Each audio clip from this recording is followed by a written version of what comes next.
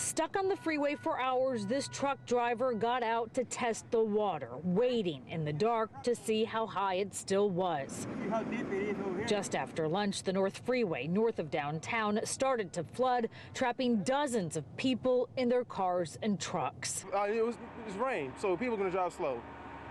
And all of a sudden I looked up, why is there nobody going? They literally stopped right in their tracks.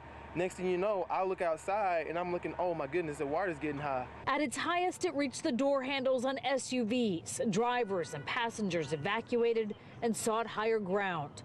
All they could do was wait, many surprisingly with good attitudes. It wasn't no use getting mad. You wasn't gonna do nothing but spoil your day. I'd rather been happy through this than acting a fool. In North Houston, Jessica Willey, ABC 13 Eyewitness News.